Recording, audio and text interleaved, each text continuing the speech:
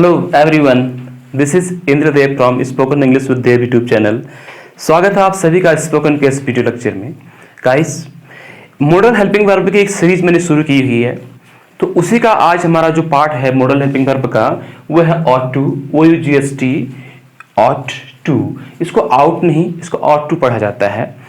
तो हमने अभी तक पढ़ा can, could, may, might, must, should. अब हमारा shall, will, ought to, dare, need, used to, इनको हम पढ़ते रहेंगे।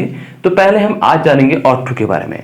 सबसे पहले मैं आपको बताना चाहूंगा कि जब हमने शुड पढ़ा था तो वो सलाह देने के लिए उसका प्रयोग हम करते हैं, किसी को कोई कार्य किसी को करना चाहिए।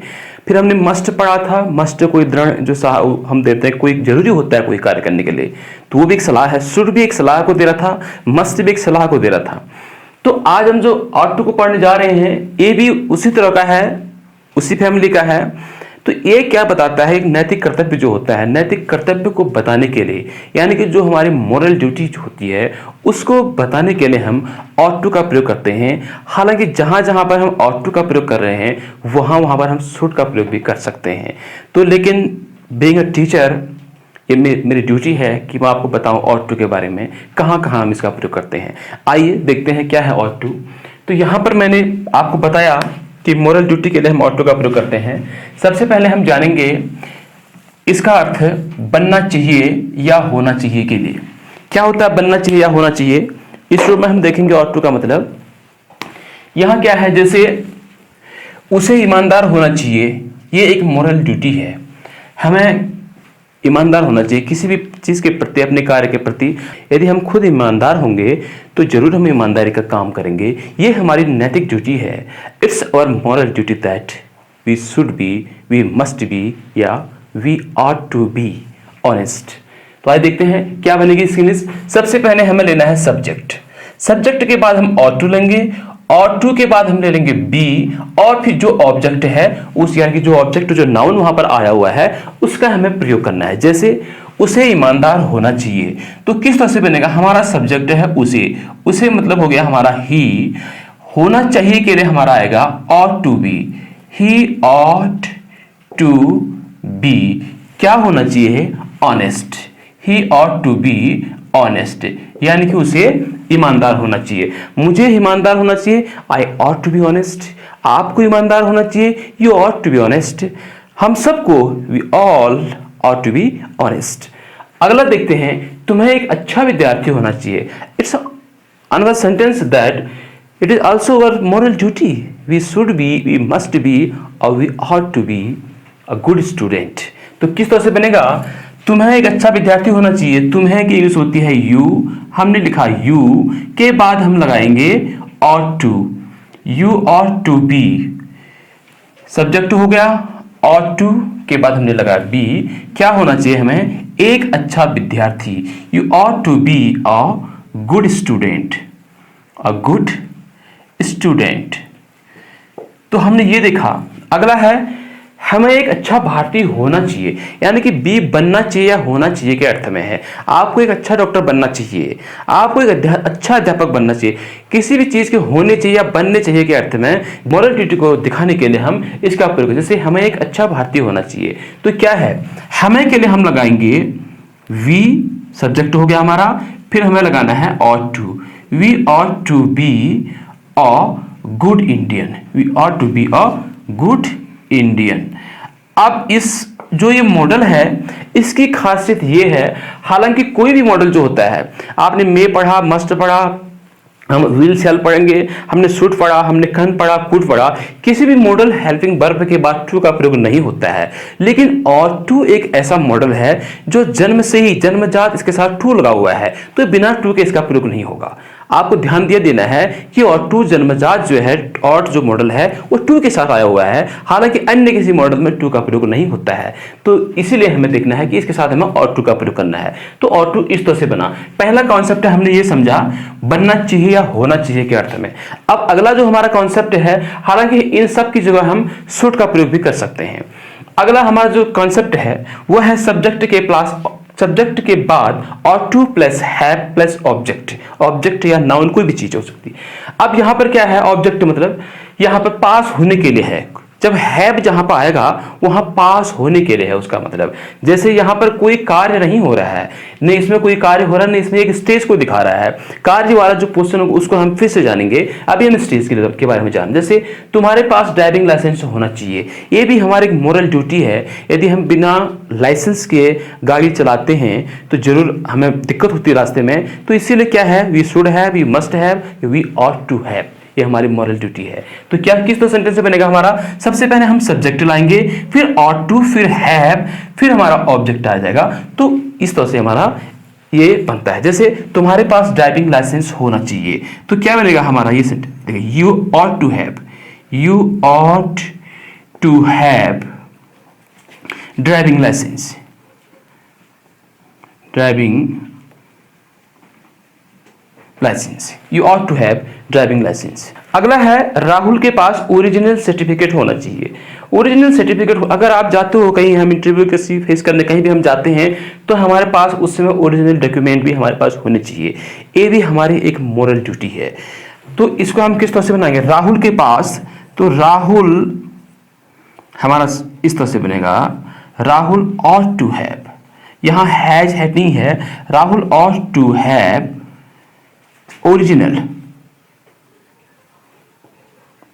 Original certificates.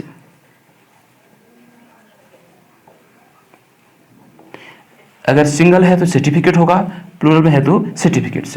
तो राहुल के पास ओरिजिनल सर्टिफिकेट्स होनी चाहिए। ये हमने देखा पास होने में। अब मैं आपसे कहूं कि आपके पास सारी किताबें होनी चाहिए। अगर एक स्टूडेंट है, being a student, all books we must have, तो ये भी हमारे अगर मोरल ड्यूटी है, तो we ought to have, we should have. तो इस तरह से हमने देखा ऑट टू का प्रयोग। तो जहां जहां पर हम ऑट टू का प्रयोग करते हैं वहां वहां पर हम शुड का प्रयोग भी कर सकते हैं। तो पहले हमने पहला कॉन्सेप्ट है, हमने देखा बीइंग ऑफ स्टेट के बारे में। स्टेट हमारा जैसे ये होना चाहिए या कोई चीज पास होनी चाहिए। अब हम इसका अगला कॉन्सेप्ट देखते हैं। आइए अब हम इसको देखते हैं। अगला हमारा जो कॉन्सेप्ट होगा वो होगा एक्शन में वर्ब है, वर्ब के साथ subject plus ought to plus V1 plus object plus other word. तो ये किस तरह से हमारा बनेगा, देखिए मैंने यहाँ पर कुछ सेंटेंसेस लिखे हुए हैं। जैसे हमें अध्यापकों का सम्मान करना चाहिए, या हमें अपने से बड़ों का कहना मानना चाहिए, कोई भी कार्य हमें करना चाहिए या नहीं करना चाहिए के अर्थ में। वहां हम किस तरह से करेंगे, जब हमारा कोई कार्य हमें करना चाहिए, जहां पर हमें नैतिक सलाह दी जा रही है कि आपको ऐसा कार्य करना चाहिए, अपने माता पिता की आज्ञा का पालन करना चाहिए, अपने देश के प्रति वफादार होना चाहिए, और हमें तिरंगे का सम्मान करना चाहिए, देश की सेवा करनी चाहिए, अपने बड़ों का आदर करना चाहिए। तो जो भी कार्य हमें करना चाहिए उसको दिखाने के लिए हमें क्या करना है, subject plus ought to plus हम लाएंगे वर्ब की फर्स्ट फॉर्म, फिर हमारा ऑब्जेक्ट आता है और फिर हमारे अदर वर्ड। जैसे हमें अध्यापकों का सम्मान करना चाहिए, तो हम क्या, ये हमारी नैतिक ड्यूटी बनती है कि हमें अध्यापकों का सम्मान करना चाहिए। तो हम क्या करेंगे, सबसे पहले यहां पर हमारा है सब्जेक्ट, उसके बाद हमने लिखा ought, we ought to respect, we ought to respect, we ought to respect the teachers, the teacher।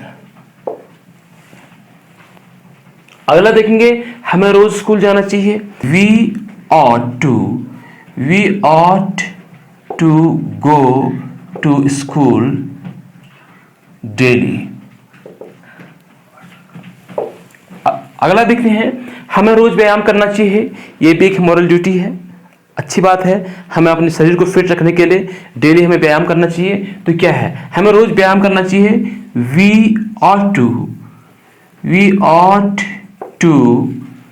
व्यायाम को क्या बोलते हैं, वर्कआउट भी आप बोल सकते हो और एक्सरसाइज भी बोल सकते हो। हम कुछ भी यहाँ पर जो भी आपको सूटेबल लगता है आप कीजिए। We ought to work out daily.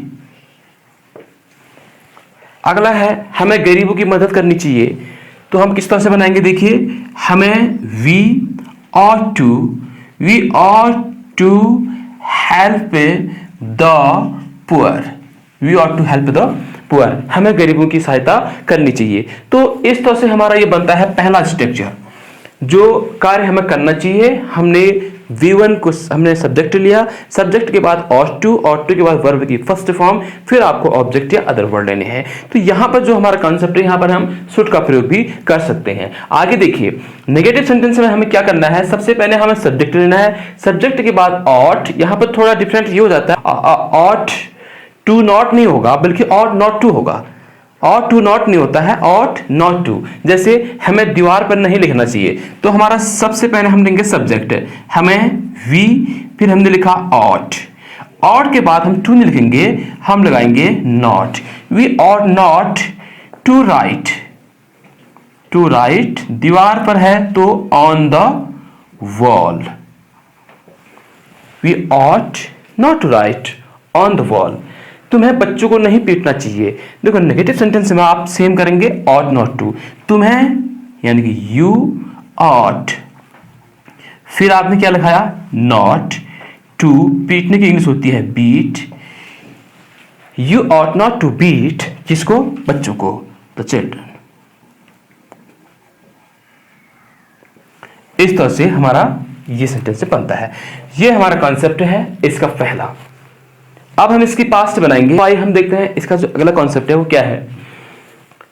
हमें जैसे उसे गरीबों की मदद करनी चाहिए थी, एक सेंटेंस में मैंने लिखा है, कोई कार्य उसे पास्ट में करना चाहिए था, ये उसकी नैतिक ड्यूटी थी।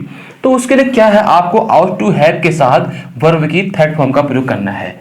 सबसे पहले हमने सब्जेक्ट लिया, उसे ही, फिर हमारा है ought to have, he ought to have, फिर हम लिखेंगे वर्ब की थर्ड फॉर्म। मदद करने के लिए हेल्प है, हेल्प का हो जाएगा helped, he ought to have helped the poor। अगला है उसे गरीबों की मदद नहीं करनी चाहिए थी। अगर इसी सेंटेंस को हम नेगेटिव बनाना चाहें तो ought to have हमारा जो है, हम क्या कर लेंगे, ought not to have sentence हमारा बन जाएगा। जैसे उसे गरीबों की मदद नहीं करनी चाहिए थी, तो किस तरह से बनेगा, he ought के बाद हम लगा देंगे not, he ought not to have help का हो जाएगा helped the poor। अगला है उसे झूठ नहीं बोलना चाहिए था, तो क्या सेंटेंस बनेगा, he ought not to have नहीं बोलना चाहिए था, तो बोलने को हमारा हो जाएगा टेल का told, झूठ को बोल देते हैं a lie, he ought not to have told a lie। अगला है हमें अपने से बड़ों का आदर करना चाहिए था, पास्ट की बात, हमें we ought to have respect अपने से बड़ों का, our elders।